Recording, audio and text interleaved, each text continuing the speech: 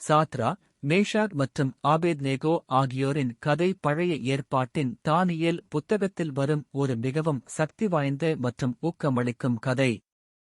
Nebuchadnezzar ராஜா ஒரு பிரம்மாண்டமான தங்கச் சிலையை கட்டி, அதை வணங்கும்படி தனது மக்களை கட்டாயப்படுத்தினான். அவர்கள் மறுத்தால், அவர்கள் அக்கினி சூளையில் போடப்படுவார்கள்.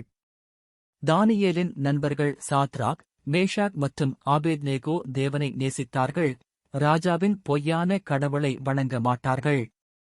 ராஜா அவர்கள் மீது கோபமடைந்தான். 3 நண்பர்களும் தேவனை மட்டுமே வணங்குவதாக ராஜாவிடம் சொன்னார்கள். தேவன் அவர்களை பாதுகாக்க முடியும் என்று அவர்கள் நம்பினார்கள். ஆனால் அவர் அவர்களை காப்பாற்றாமலிருந்தாலும் அவர்கள் நம்பியதில் அவர்கள் நிற்பார்கள். சாத்ரா, மேஷாக் மற்றும் ஆபேத்நேகோ ஆகியோர் மீது ராஜா கோபமடைந்தான். அவன் அவர்களை அக்கினிச் சூளையில் எறிந்தான். அவர்கள் தீயினால் காயமடையவில்லை. சாத்ரா, மேஷாக் மற்றும் ஆபேத்நேகோ ஆகியோரை ராஜா அழைத்தான். நேபுகாத்நேச்சாரே, இந்தக் காரியத்திற்காக உமக்கு மறுமொழி கொடுக்க எங்களுக்கு அவசியமில்லை. நாங்கள் ஆராதிக்கிற எங்கள் தேவன் எங்களை விடுவிக்க வல்லவர். எரியும் அக்கினிச் சூளையிலிருந்தும் ராஜாவாகிய உம்முடைய கைக்கு விலக்கியும் அவர் எங்களை விடுவிப்பார். விடுவிக்காவிட்டாலும் நாங்கள் உம்முடைய தேவர்களுக்கு ஊழியம் செய்வதில்லை, நீர் நிறுத்தின தங்கச் சிலையையும் ஆராதிக்கப் போவதில்லை என்று அறிந்திருக்கக் கடவீர். தேவனால் பாதுகாக்கப்பட்டனர். இதைக் கேட்ட ராஜா அதிக கோபமடைந்தார்.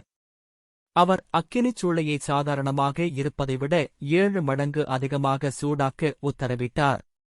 சாத்ரா, மேஷாக் மற்றும் ஆபேத்நேகோ ஆகியோர் உடையுடனும் தலைப்பாகையுடனும் கட்டப்பட்டு சூளையின் உள்ளே வீசப்பட்டனர். அக்கினியின் கொதிப்பு அதிகமாக இருந்ததால் அவர்களை வீசிய வீரர்கள் அந்தச் சூளையின் வெப்பத்தால் அங்கேயே மாண்டு போனார்கள். நேபுகாத்நேச்சார் ராஜா எழுந்து சூளையைப் பார்த்தார். அவர் திகிலடைந்து தன் ஆலோசகர்களை பார்த்து, நாம் 3 பேரையல்லவா கட்டி நெருப்பின் நடுவிலே வீசினோம்? இதோ நான் 4 பேரை நெருப்பின் நடுவிலே தடையின்றி உலாவுகிறதைக் காண்கிறேன். 4வது ஆளின் ரூபம் தேவர்களின் குமாரனுக்கு ஒப்பாக இருக்கிறது என்று வியப்புடன் கூறினார். மகத்தான விடுதலை! ராஜா சூளையின் வாய் அருகே வந்து, உன்னதமான தேவனுடைய ஊழியக்காரராகிய சாத்ராக், மேஷாக் மற்றும் ஆபேத்நேகோவே, நீங்கள் வெளியே வாருங்கள் என்று சத்தமாக கூப்பிட்டார். அவர்கள் வெளியே வந்தார்கள். அதிகாரிகள், தலைவர்கள் மற்றும் ராஜா எல்லாரும் அவர்களைச் சூழ்ந்து பார்த்தனர். ஆச்சரியம் என்னவென்றால், தீ அவர்கள் உடல்களைப் பற்றவில்லை. அவர்களின் உடையின் ஒரு நூல் கூட கருகவில்லை. அவர்களின் தலைமுடிக்குக் கூட எந்தச் சேதமும் இல்லை. அவர்கள் மீது நெருப்பின் வாசம் கூட வீசவில்லை.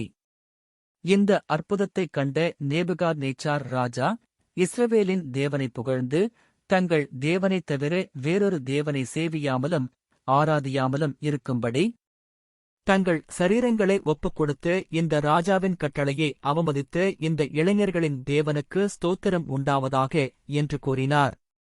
அதன் பின்னர் ராஜா சாத்ரா, மேஷாக் மற்றும் ஆபேத்நேகோ ஆகியோரை பாபிலோன் மாகாணத்தில் அதிக உயர் பதவிகளில் அமர்த்தினார். இதுவே தங்கள் உயிரைப் பணயம் வைத்து தங்கள் விசுவாசத்தில் உறுதியாயிருந்த 3 இளைஞர்களின் அற்புதக் கதை.